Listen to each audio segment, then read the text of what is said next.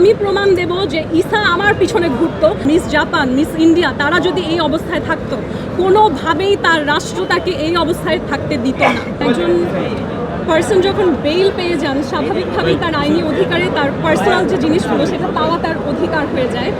এখন যেটা বলছে ইনভেস্টিগেশনের জন্য প্রয়োজন, আপনারা নোট করবেন যে একজন মানুষ যদি সে যে নিরাপরাধ এটা প্রমাণ করতে চায়, সেক্ষেত্রেও কিন্তু আমার ডিভাইসগুলো আমার প্রয়োজন, তাই নয় কি? আপনাকেই বলছি, ইন্স্যুরেন্স করলে সিটিতে সুরক্ষা পাবেন নিশ্চিত। রাষ্ট্রের যদি আমার ডিভাইসে কোনো কিছু পাওয়ার থাকতো, এখনকার সময়ে আমাদের সাইবার সিকিউরিটি, আমাদের ডিজিটাল সিস্টেম এত ইমপ্রুভড, এটা 10 মিনিটে করা সম্ভব। ইনফ্যাক্ট আমি তাদেরকে অনুমতি দিয়েছি যে আপনারা আমার ডিভাইসে যা কিছু আছে কপি করে রেখে দিন, আপনাদের সময় নিয়ে সারা বছর লাগে আপনারা ইনভেস্টিগেশন করুন, কোনো সমস্যা নেই।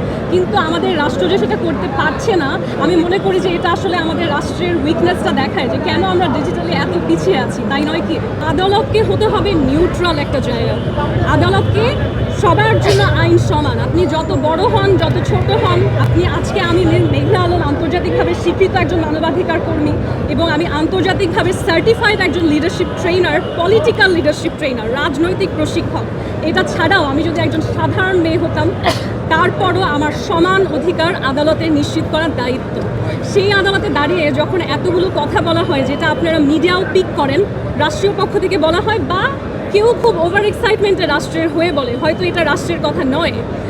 এই যে কথাগুলো যখন মিডিয়া পিক করে, তারা এটা প্রকাশ করে এমনভাবে যেন এটা বাস্তব। কিন্তু আমরা আজকে আদালতে দেখেছি যে আমার বিরুদ্ধে কোনো প্রমাণ, কোনো উইটনেস, কোনো ভিকটিম, কোনো কিছুই নাই। শুধুমাত্র অজুহাত, অনুমান, তার ভিত্তিতে কোনো কেস আদালতে চলতে পারে না।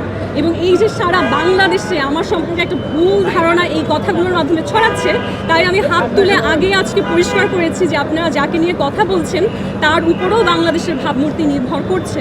এবং একজন বিদেশি রাষ্ট্রদূতের চেয়ে এই দেশের একজন মিস বাংলাদেশ টাইটেল হোল্ডারের ভাবমূর্তি নষ্ট হওয়া আমাদের দেশের জন্য অনেক অনেক বড় ক্ষতি।